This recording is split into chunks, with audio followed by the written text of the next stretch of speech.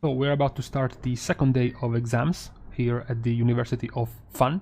You can take a look at the recap of the first day of exams from the Melee DPS class. We can see that subtlety is, as usual, top of his class when it comes to enjoyment, whereas survival, ever since a few years ago, they are just on crack. They're just flanking every class. They're a failed prospect, really. Assassination, as usual, they're kind of slow at the start of the semester. They'll probably pick up again later on. And then in the middle, doing fine, not too much to complain for Retribution and Unholy. Now, moving on to the next pack of Melee DPS coming in to take their test. Again, remember, the ratings here are going to be based on their gameplay loop and their compulsion loop. What abilities do they have to use in their rotation? Is the rotation too rigid? Is it too boring? Is it not flexible enough? Or is it just not cohesive enough with some abilities that don't make much sense? And then the satisfaction angle. How satisfying it is to use their abilities, how satisfying it is to close the rotation and start again, how enjoyable are their abilities to press, to see, to use, etc, etc. So, let's start. Now, finally, if we might be able to, we can get Windwalker Monk to take this exam. They already came in 6 times. The exam room backed out. We have to start again.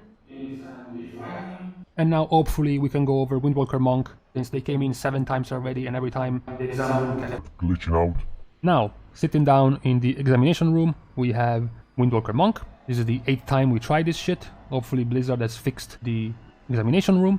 Now, when I was rating Windwalker Monk, I realized that in my previous couple of videos that I made regarding Melee DPS, I always dragged Windwalker Monk down a notch or two because of my complete lack of faith and hope that Windwalker would have worked properly in this expansion, that all of the interactions with Torment and Fire and Rolling Dragon Punch, with the new systems, the new covenants, etc, would have worked properly, and the bugs would be fixed. But this time around, I want to rate them, especially because this is about enjoying the spec, I want to rate them about what they should be at. Free of bugs, free of bad interactions, and properly working abilities. This is the rating I feel they should get. Windwalker Monk has a very good baseline gameplay loop due to their mastery, which pushes them towards not repeating the same spell twice in a row. So they are always in a free-flowing state when they want to use their combos. They have good payoff within their rotations. Their Whirling Dragon Punch and the Fist of Fury are very good payoffs to what they have been building up to, but where they particularly shine on, even though their base rotation is still fun and engaging, is the compulsion loop, the positive feedback loop, the positive reinforcement in this thing look cool, I want to do it again. This is where Windwalker shines. I mentioned already that Shadow Priest is the coolest, most special, with most flair of all ranged DPS specs. Windwalker Monk gets close when it comes to melee DPS, because a lot of the stuff they do is just extremely unique and looks very cool. Whirling Dragon Punch is a very nice finisher. It also feeds on your anticipation, because you have to prepare Rising Sun Kick and Fists of Fury on cooldown to be able to use it, and when you do, it looks sick. Fists of Fury, talking about having to use it for Whirling Dragon Punch, also feels very nice, and it's very cool to use. It's also based on positioning, not just clicking on a target, so it feels better to use it properly. You have even Rising Sun Kick, which is supposed to be just a short cooldown, as a very nice animation. You obviously have Spinning Crane Kick, which looks very nice. And all of this, which is nice already, is multiplied threefold when you use Torment and Fire. So if you thought one Whirling Dragon Punch was cool, now you've got 3, Everything that they do has a lot of flair, a lot of uniqueness to it. It feels nice, it feels cool, it's a nice payoff. It's the thing that brings you to do it all again, because it feels nice, it feels rewarding, it feels cool. Which is why, because of this, in the Fairyland world where we are, Windwalker Monk gets an A tier as enjoyment for a spec. Now we have Outlaw Rogue. Outlaw Rogue is the honorary patron god of all people addicted by loot boxes and gacha games. Luckily, this is going to end in Shadowlands, with Roll the Bones not being so much of a primary part of your entire toolkit. Outlaw Rogue's base gameplay loop is rather boring, to be honest. You generate combo points with Sinister Strike, eventually with Pistol Shot if you proc the half cost cast, and then you spend them with Dispatch and Between the Eyes while keeping up Slice and Dice on yourself. This gameplay loop is rather simple. 1 at best, 2 generators, 1 spender and another spender on a cooldown, and then a buff to maintain. Where Outlaw shines, which is exactly in the same place he's going to end up with right next to Retribution Paladin in B tier, where it shines is going to be in their payoff of their compulsion loop. Outlaw Rogue is going to have some anticipation and build up towards that window. Their abilities are on cooldown. They have the Restless Blades passive shorting them down when they use a finisher. Maybe they rolled a lucky roll the bones cooldown reduction dice. The anticipation keeps building up and building up and building up until you get into the action part. You have your Dread Blades back, you have your Adrenaline Rush, maybe you have your Trinket, maybe you're in AoE, you have your Blade Flurry, you have managed to keep up your Slice and Dice, maybe you opened up by using Between the Eyes, damage increase, crit chance on your main target, and then you get going. You have 20 or so seconds of massive damage burst, incredible payoff in your reward of your loop, and once your loop is over you can start looking towards the anticipation again.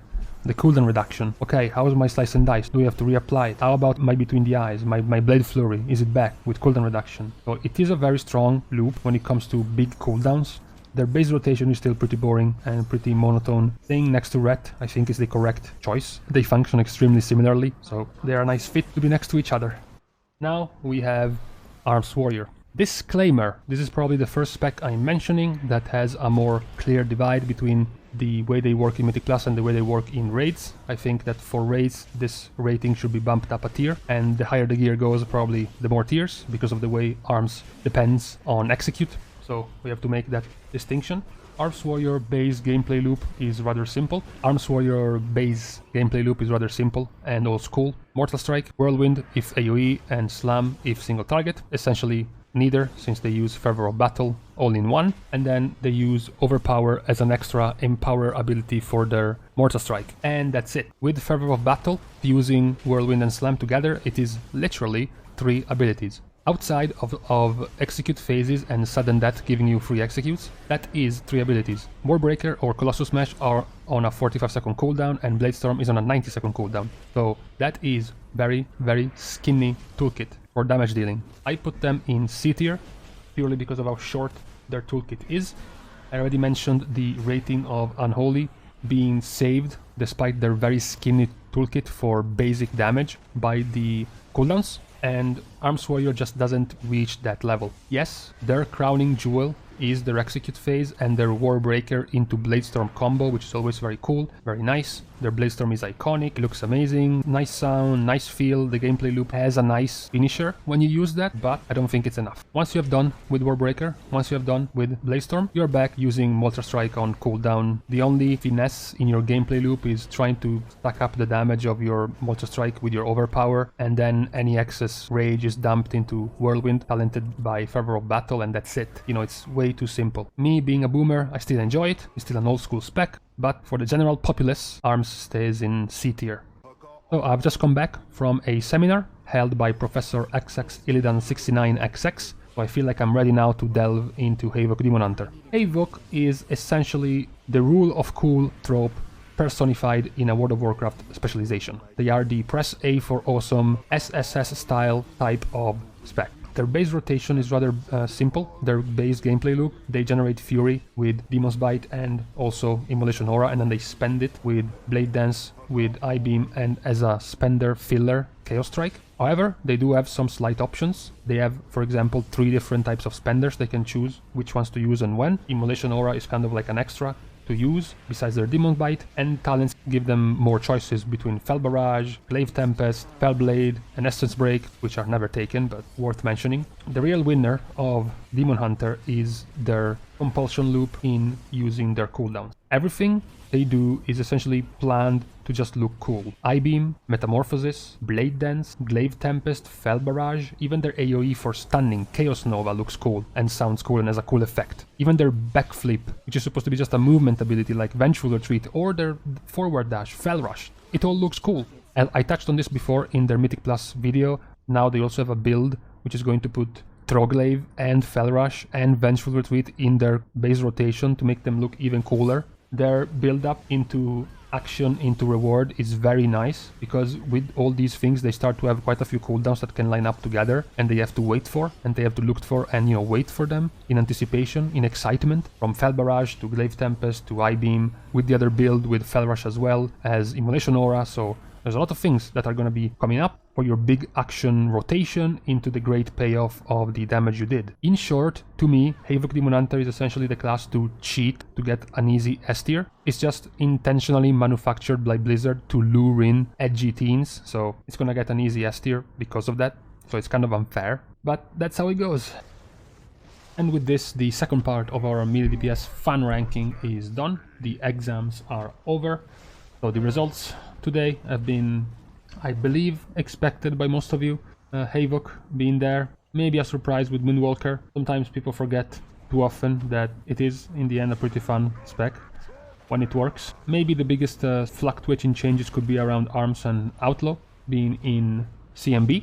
But let me guys know, in the meantime, what you think about these ratings and the upcoming last 4. The predictions for Fury, Feral, Frost DK and Enhancement Shaman. So this video is gonna come out soon after this one. So see you guys somewhat, kind of soon.